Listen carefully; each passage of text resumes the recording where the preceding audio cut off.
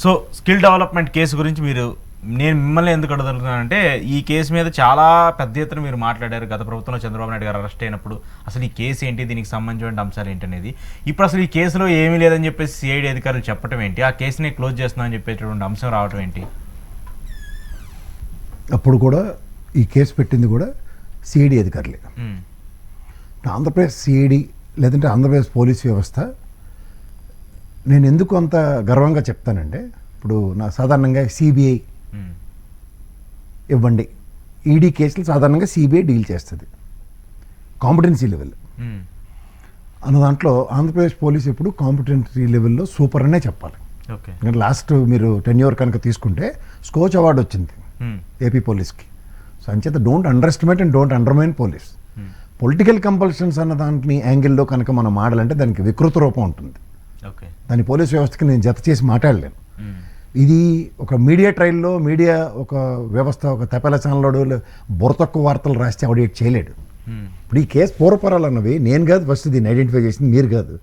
GST council of Pune ఏది ఒక tax ఎవాల్యుయేషన్స్లో violate చేయను అన్న దాని మీద జిఎస్టీ పెనాల్టీ క్లాజ్లో ఆ డిజిటెక్ వాడిది కోడిపేటలో దొరికాడు. వాడు చెప్పిన అబద్ధం ఏంటి, సీమెన్స్కి ఈడే పెద్ద పోటుగాడని. సీమెన్స్ వాడు నేను తన్ని తగిలించాడు బయటికి. ఆ టైంలో ఆ టెన్యూర్లో జరిగింది అని మనం చాలాసార్లు వివరించాం. తదనంతర పరిణామాల్లో ఐటీ డిపార్ట్మెంటు రైట్స్ జరిగాయి, ఈడీ దాన్ని ఆస్తులు జప్తు చేసింది. సిఐడి అధికారులు ఇప్పుడు ప్రజెంట్ వాళ్ళకున్న ప్రెషర్స్కో లేదంటే ఇప్పుడున్న కేసుల యొక్క డెన్సిటీ ఎక్కువయ్యో ఆ కేసు మీద వాళ్ళు ముందుకు వెళ్ళలేకపోవచ్చు అని చెప్పొచ్చు. ఎందుకంటే ఇదంతా కోర్ట్ ఆఫ్ లాలో సబ్మిషన్ అయిపోయి ఉంది. ఇంకా సిఐడి ఇన్వెస్టిగేషన్ అన్నది ఏముంది దీంట్లో, ఫర్దర్ ఇన్వెస్టిగేషన్ కాదు. Court has to do some rulings on that. CID ఏమని సబ్మిట్ చేస్తుంది ఇప్పుడు దానికి అవినాష్ రెడ్డి కేసులో కూడా సిబిఐ ఏం చెప్పింది కోర్టుకి, సుప్రీంకోర్టుకి, ఫర్దర్ ఇన్వెస్టిగేషన్ మా దగ్గర ఏం లేదు, we done it and we're closing it, we're all waiting for the verdict. ఇప్పుడు చంద్రబాబు గారు కూడా బెయిల్ మీద ఉన్నారు ఈ కేసులో. ఈ కేసుకి సంబంధించిన విషయంలో డిజిటెక్ సంబంధించిన ఆస్తులు చెప్తున్న ప్రొసీజర్లో ఫస్ట్ వైలేషను ప్రభుత్వ పరంగా జరిగింది కూడా. ఆ రోజు సిఐడి అధికారులు గౌరవ ముఖ్యమంత్రి గారిని అరెస్ట్ చేయడానికి కూడా తీసుకున్న నిర్ణయం ఎలాంటిదంటే, స్కిల్ డెవలప్మెంట్ బోర్డు కాన్స్టిట్యూట్ కానప్పుడు తీసుకున్న ఒక ఇండిపెండెంట్ డెసిషన్. అప్పుడు కెపాసిటీ ఆఫ్ చీఫ్ మినిస్టర్, అది బాధ్యత వహించవలసింది ఆయనే కాబట్టి ఆ బాధ్యతకి అరెస్ట్ దాకా లీడ్ అయింది. మరి ఆ లోద్రా మేధావి ఈ సబ్జెక్ట్ ఏది వాదించాడో అందరికీ తెలిసిన విషయమే. 17A వర్తించదని తప్ప ఈ కేసుకి ఈయనకి సంబంధం లేదు అన్న విషయం ఆయన వాదించలేదు. అదే జగన్మోహన్ రెడ్డితో కంపేర్ చేస్తే సిబిఐ ఈడీ కేసులకి నాకు సంబంధం లేదని డిశ్చార్జ్ పిటిషన్ వేసుకోగలిగాడు. అండ్ ఆ రోజున్న చంద్రచూడ్ గారు కూడా ఈ చంద్రబాబు నాయుడు గారికి బెయిల్ ప్రాసెస్లో ఆయన చెప్పిన మాటలు కూడా, I need to consider this particular case on mercy grounds or merit grounds. Mercy grounds అంటే ఆయనకి ఆ లోద్రా కాబట్టి అన్నాలు పెట్టాడు, కానీ అలాంటి నేను కోర్టు వేసుకుని వెళ్ళినా చంద్రబాబు నాయుడు గారికి 3 రోజుల్లో బెయిల్ ఇప్పించగలను. సీరియస్ చెప్తున్నా. ఆయనకున్న ఏజ్కి ఆయనకున్న దేనికి ఈ విషయంలో ఆయనకు 3 రోజుల్లో బెయిల్ రావాలా. హెల్త్ డిజార్డర్ కింద ఎవరైనా అదే చేస్తారు.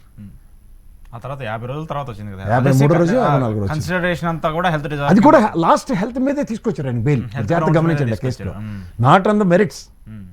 మెర్సీ అన్నది ఎప్పుడో చంద్రచూడ్ గారు ఆ రోజే కనికరించారు. మనోడికి హెచ్చులు పోయి పెచ్చులోడు కొట్టారు ఆయనకి. అంటే ఇప్పుడు అయితే సరే అది జరిగింది, ఇప్పుడు బయటకు వచ్చింది. అవునండి, ఈ కేసులో నేను చెప్తుంది అదే. ఒక ఫైనాన్షియల్ డీవియేషన్స్ అన్నవి ఏ విధంగా 10% ఆఫ్ 3,500 దాంట్లో 3,330 crores ఎంతలో 330 crores ఎంత డిస్బర్స్మెంట్ జరిగింది. 330 crores-లో 118 crores జప్తు చేయబడ్డాయి డిజిటెక్ ఆస్తులు. ఇది ఆల్ ఆబ్వియస్ కదా. స్కిల్ డెవలప్మెంట్ వైలేషన్ జరిగింది డిజిటెక్ త్రూగా. అది ఓ రోజు ఎక్స్చెక్కర్కి రెస్పాన్సిబిలిటీ ఎవరంటే గౌరవ ముఖ్యమంత్రి గారు. అదే జరిగింది. జరిగినప్పుడు మీడియా ట్రయల్లో అవినాష్ రెడ్డి గురి రిసిక్ట్ చేసినట్టే ఉంటుంది. Now the ball is under respect to court has to give.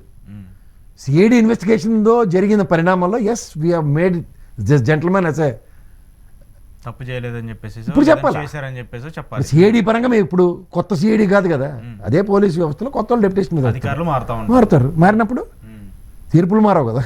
కానీ ఇక్కడ మెయిన్గా జగన్మోహన్ రెడ్డి ఉన్నప్పుడు ఆయన మీద 6 డజన్ కేసులు పెడుతూ వచ్చారు. లిక్కర్ కేసు కావచ్చు, skill development case, inner ring liquor case కూడా కొల్లు రవీంద్ర గారు ఈయన లక్షల రూపాయలు పూచీకత్తు మీద బెయిల్ మీద ఉన్నారు. ఈవెన్ అది కూడా నేను క్లియర్గా చెప్తున్నాను. ఎక్స్చెక్కర్కి మనం ఏదైతే రెవెన్యూ లాస్ ఉందో దాని మీద కేసు బుక్ అయింది. అదేంటి, బార్ లైసెన్స్ ఫీజులు రద్దు చేయబడ్డాయి, లిక్కర్ లైసెన్స్ ఫీజులు రద్దు చేయబడ్డాయి. అది ఆయన అగ్రిగేట్ 3,500 కోట్లు. మరి దానికి సంబంధించి మనీ లాండరింగ్ ఇవన్నీ కూడా మనీ లాండరింగ్ కిందే వస్తాయి కదా ఇప్పుడు ఇప్పుడు అలా కాదు కదా. ఇప్పుడు వైలేషన్స్ అన్నవి గవర్నమెంట్ పరంగా జగన్మోహన్ రెడ్డి పెట్టిన కేసులు దిస్ ఆల్ ఫ్యాక్ట్ ఎవిడెన్సెస్ లో ప్రూవ్ అయినా ఉన్నాయి కదా. ఇప్పుడు ఎక్స్చెక్కర్కి రెవెన్యూ రాలేదా వచ్చిందంటే ఒకసారి 5 సంవత్సరాల బడ్జెట్లు చూస్తే చెప్పవచ్చు. ఆ డేటా చూస్తే ఇన్కమ్ వచ్చిందా రాలేదని తెలిసిపోతుంది. మరి అది వైలేషన్ కి డెసిషన్ ఎలా మేకింగ్ చేశారన్నదే కదా. ఇప్పుడు మనకి ఈ కార్ రేసింగ్ ఉంది, కేబినెట్ నిర్ణయం కాదు, కేటీఆర్ ఇండిపెండెంట్ నిర్ణయం. కేటీఆర్ నిర్ణయం ఎలాగవుతుంది? మున్సిపల్ కమిషనర్ చేసిన బొర తక్కువ పని అది.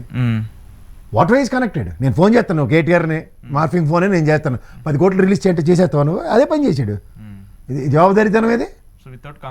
ఎస్, కన్సర్న్ అన్నది టువర్డ్స్ ఎక్స్చెక్కర్కి అండ్ విత్ అకౌంటబిలిటీ ఉన్నప్పుడే ఇలాంటి ప్రాబ్లమ్స్ రాకుండా ఉంటాయి. సో ప్రాబ్లం వచ్చిన తర్వాత మీరు శ్రీనివాస్ గారిని తెచ్చుకోవచ్చు, పిఏ శ్రీనివాస్ గారికి రెడ్ కార్ పెట్టేసి ఇలాంటి తప్పులు చేయకనాని అని చెప్పి ఆయనకి సంధాయించవచ్చు. బట్ ఇందులో సబ్స్టాన్షియల్ ఎవిడెన్సెస్తో మిమ్మల్ని జైల్లో కూర్చోబెట్టింది. ఆ రోజు ఇదే మెరిట్స్ మీద కనుక అనుకుంటే మాడాలంటే ఫైట్ అని నేను అంటలే. చంద్రబాబు గారికి జైలు శిక్ష పడినప్పుడు, జైల్లో పెట్టినప్పుడు ఆ మెరిట్సే కన్సిడర్ చేసి ఇది వైలేషన్ కాదని జడ్జి గారు చెప్పొచ్చు కదా. తదనంతర పరిణామాల్లో బెయిల్ గ్రాంట్ అయ్యేదాకా ఉన్న పరిణామాలన్నింటిలో కూడా ప్రతిసారి మెరిట్స్ను అప్డేట్ యువతల లాయర్లు వాదించింది అవన్నీ ఉంటాయి కదా. ఎక్కడ ఆ ప్రాస్పెక్ట్లో డ్రైవ్ కాలేదు. అంటే ఈ కేసు మాత్రం నిజంగానే జరిగిందని చెప్పేసి ప్రూవెన్ ఉంది కాబట్టి కోర్టులు కూడా అది కన్సిడర్ చేయకుండా ఆయన హెల్త్ డిజార్డర్స్ మీద బెయిల్ ఇచ్చారు. ఇక్కడ మీకు మళ్ళీ చెప్తున్నాను సార్, ఆంధ్రప్రదేశ్ సిఐడి డిపార్ట్మెంట్ బదులు సిబిఐ కనుక ఇందులో ఇన్వాల్వ్ అయ్యి ఉండుంటే ఆ టైంలో it would have been a big mess for Chandrababu Naidu గారు. చంద్రబాబు నాయుడుకి అడ్వాంటేజ్ అయ్యేదా? డిసడ్వాంటేజ్. అదే కదా డిసడ్వాంటేజ్ అవుతుంది. కానీ ఒకటి నేను చెప్పగలను, సిబిఐలో ఉన్న పోలీస్ అధికారులు స్టేట్ పర్వ్యూస్లో ఉన్న ఉన్నత అధికారులని బాగా పనిచేసే వాళ్ళని సిబిఐ తీసుకుంటుంది. వీళ్ళ పనితీరు వాళ్ళ పనితీరు ఒకటే. ఆ మాటకు వస్తే చంద్రబాబు గారు చూడండి, మా స్టేట్కి సిబిఐ ఎక్కర్లేదు, మమతా బెనర్జీ కూడా చెప్పింది మా స్టేట్కి సిబిఐ ఎక్కర్లేదని. చేయడం అంటే their competency level of competency level of state police మీద ఒక స్టేట్ గవర్నమెంట్కి కన్సర్న్ ఉన్నప్పుడు అక్కర్లేదని అంటారు. మరి ఇప్పుడు సరే, ఇప్పుడైతే ఈయన పవర్లో ఉన్నారు, ఈయన కేసులకు సంబంధించి ఏవి లేదని చెప్పొచ్చు, ఏదైనా చేయొచ్చు. బట్ నెక్స్ట్ స్టెప్ ఏంటి దీని మీద? ఎలా చెప్పొచ్చు? నేను చెప్పుకోవచ్చు. చెప్తున్నారు కదా ఇప్పుడు అధికారులు. ఇప్పుడు కాదు సార్, నాకు అధికారులతో సంబంధం లేదు సార్, పోలీస్ అధికారులు పని అయిపోయింది. విచారణ చేయాల్సింది అధికారులే కదా సార్. ఎక్కడ? ఇది ఈ కేసులకు సంబంధించి సిఐడి అధికారులు చేయరు వాళ్ళు. కానీ కోర్టు కేసు ఎలా కొడుతుంది? కోర్టు అదే చెప్తాను, అసలు ఏమి లేదని చెప్పేసి అధికారులే మేము తీసుకొచ్చి ఇది అంత విచారణ చేసామని చెప్పేసి కోర్టు ముందు పెట్టినప్పుడు కోర్టు ఏం చూడాలి అంటున్నా. ఇప్పుడు ఈ విచారణలో ఇప్పుడు ఏం లేదని పెట్టారు సార్, అప్పుడు అధికారులు విచారణ చేసి పెట్టిందే కదా. నేను అదే చెప్తాను, దాని మీద ఎవరు ఫైట్ చేయాలంటున్నా. ఎవరు చేయాలి? కోర్టే డిసైడ్ చేసుకుంటుంది, నేను కాదు. కోర్టే ఇంకా చెప్పాలి దీనికి సంబంధించి. అసలు గతంలో చెప్పిన వాళ్ళు ఎలా చెప్తున్నారు, మీరేమో ఇప్పుడు ఎలా చెప్తున్నారు, దీనికి సంబంధించి ఏ నిర్ణయం తీసుకోవాలని చెప్పేసి కోర్టు నిర్ణయం తీసుకోవాలి. కోర్టు అదే చెప్తున్నాను sir, court ball is in court. Court ఏం చెప్తుందో నాకు దాని మీద సహనం ఉంది. ఈ మీడియా ట్రయల్ తప్పేలాగా రాశాడని చెప్పి నేనైతే దాని మీద నేను మాట్లాడాను. వాళ్ళు ఎవరో రాశారని కదా, బట్ ఈ కేసులకు సంబంధించి స్టెప్ ఏం జరుగుతుంది అనేది మనకైతే అర్థమవుతుంది కదా. అసలు దాని మీద ఇట్ ఈస్ క్లియర్. ఇప్పుడు నేను ఫర్దర్ ఇన్వెస్టిగేషన్ చేయని కోర్టు మళ్ళీ ఫైల్ రీఓపెన్ చేయలేదు కదా. ఎవిడెన్సెస్ ఏవైతే ఉన్నాయో ఈడీ సీజ్ చేసిన ఆస్తులు, సిఐడి సంబంధించినవి, అక్కడైతే వాళ్ళ మార్పులు చేర్పులు చేయలేరు కదా. ద డిజిటెక్ ట్రాన్సాక్షన్స్ ఏవైతే ఉన్నాయో అవి బిన్ అప్హోల్డ్. ఎవరు? ED, enforcement directorate. ఆడి దగ్గర నుంచి వెళ్ళి 10 కోట్లు తెలుగుదేశం అకౌంట్కి వెళ్ళి, లేకపోతే ఇంకోటికి వెళ్ళి శ్రీనివాస్ గారి అకౌంట్ త్రూగా రీరూట్ అయ్యాయి. ఇలాంటి అభియోగాలు మోపబడ్డాయి. ట్రాన్సాక్షన్స్ కనిపిస్తున్నాయి. ఆ ట్రాన్సాక్షన్స్ కనబడిందని కోర్టు కన్విన్స్ అయ్యాయి కదా. అన్ని రోజులు ప్రొసీడింగ్స్ నడిచాయి. సుప్రీంకోర్టు దాకా వెళ్ళింది కదా బెయిల్. ఇంకోటి బెంచ్ కూడా కాన్స్టిట్యూట్ అయి ఉంది కదా దీనికి సంబంధించి. 17A మీద బెంచ్ కాన్స్టిట్యూట్ అయింది. ఇప్పుడు మీకు ఫస్ట్ థింగ్ ఒకటంటే, బెంచ్ కాన్స్టిట్యూట్ కాలేదు. కాన్స్టిట్యూట్ అయితే ఫస్ట్ ప్రయారిటీ. 17A వర్తించదో వర్తిస్తుంది, రెండిట్లో ఏదో ఒకటి చెప్పాలా. వర్తించదు, ఎందుకంటే అచ్చెన్నాయుడు ఆల్రెడీ లోపలికి ఎత్తుకెళ్ళినప్పుడు, కొల్లు రవీంద్ర ఎత్తుకెళ్ళినప్పుడు same is applicable for Chandrababu Naidu garu also. అప్పుడే ఇదే 17A వర్తించుతుంది అనే తలకాయ నొప్పి ఉంటే it would have been same for him. So కాబట్టి ఇప్పుడు ఈవెన్ సిబిఐ కేసులో జగన్మోహన్ రెడ్డి అరెస్ట్ అయినప్పుడు కూడా 17A ఇస్ ఆబ్లిక్ కదా. దాన్ని కూడా కన్సిడర్ చేసి అప్పుడు ఎవరు ఇచ్చారు? స్పీకర్ గారు ఏమైనా ఇచ్చారా, లేకపోతే రాష్ట్రపతి గారు ఏమైనా పర్మిషన్ ఇచ్చారా? లేదు కదా, లేకుండా ఇచ్చేసారు కదా. సేమ్. కానీ జగన్మోహన్ రెడ్డి లాగా క్వాష్ పిటిషన్ లేదంటే ఇంకోటి డిశ్చార్జ్ పిటిషన్ లో వేసే పరిస్థితికి ఈ కేసులకు సంబంధించి చంద్రబాబు నాయుడు గారు చేయలేదు. చేయకుండా ఆయన స్టిల్ ఇంకా బెయిల్ మీదే ఉన్నారు. బెయిల్ మీదే ఉన్నారంటే ఈ కేసుకు సంబంధించి ఇంకా జరిగిందనే ఆరోపణలు అయితే ఫేస్ చేయాల్సిన బాధ్యత ఆయనకు ఉంటుంది. సో ఫార్ ఇంకా ప్రూవ్ ఇన్వెస్టిగేషన్. ఇప్పుడు కోర్టు ఇప్పుడు say for instant evidential documents అన్ని ఈడీ ఫైల్స్ పెట్టారండి, ఇంత డీవియేషన్ జరిగిందని. వీడికి డబ్బులు ఎక్కడి నుంచి వచ్చాయంటే skill development 10% Exchequer Andhra Pradesh Exchequer నుంచి వచ్చింది. ఎక్స్చెకర్కి డిజిటెక్ని గుడ్డిగా నమ్మిన పాపానికి జరిగిన ఉపద్రవం. ఓకే. సో ఇప్పుడు ఇదే సిమెంట్స్ అనుకోండి, వాళ్ళు ఏం చెప్పారు, కోర్టుకు వచ్చి చెప్పారు కదా, we're nothing do with it, he use to work with us, now is no more with us. So ఇప్పుడు లేరని చెప్పేసి క్లియర్ చెప్పి డిజోన్ చేసుకుంది. డిజోన్ చేసిన తర్వాత డిజిటెక్ అనేది ఒక ఎంటిటీ. డిజిటెక్ తప్పు చేసిన దాంట్లో బాధ్యత వీడికి డబ్బులు ఎక్కడి నుంచి వచ్చాయి, ఆంధ్రప్రదేశ్ గవర్నమెంట్ నుంచి వచ్చాయి. ఆ రోజు government skill development board constitute అయ్యి ఉంటే ప్రాబ్లం లేదు. అవ్వలేదు కాబట్టి చంద్రబాబు గారిని ఎత్తుకొచ్చింది అది. ఇంకోటి ఇదే కేసులకు సంబంధించి వీటన్నిటిని వాదిస్తున్నటువంటి సిద్ధార్థ లుద్రా గారికి అసలు ఈ కేసు కూడా ఆయనే వాదించాడు, మీరు అంతా కూడా క్లియర్గా చెప్పారు. కానీ ఈయన మాత్రం ఇక్కడ ఏఐజీ ఉన్నా కూడా ఆయన కాదని చెప్పేసేసి ప్రతి కేసులకి ఈయన్ని అటాచ్ చేసి ఈయనే వాదించడం, ప్రభుత్వానికి సంబంధించినటువంటి ఆ డబ్బులన్నింటినీ కూడా ఆయనకి ఇవ్వటము, ఎక్స్చెక్కర్ నుంచి దాదాపు 9 కోట్ల వరకు ఇచ్చారని చెప్పేసి నేను అఫీషియల్గా చెప్తూ వచ్చాను. ఏంటిది ఏఐజీలో మరి ఆ వ్యవస్థ అంతా ఎందుకు ఉంది? జరుగుబాటు అంటారు. జరుగుబాటు కాదు సార్, ఇక్కడ ప్రభుత్వానికి సామెత వ్యవస్థ ఉంటుంది. ఇంటి చెట్టు వైద్యానికి పనికిరాదు అన్న సామెత ఉంటుంది. సో అలా పనికి రావట్లేదు అంటారా? గత ప్రభుత్వానికి సంబంధించిన కేసులు మొత్తం ఎప్పుడైనా సరే ఒకటి గుర్తుంచుకోండి,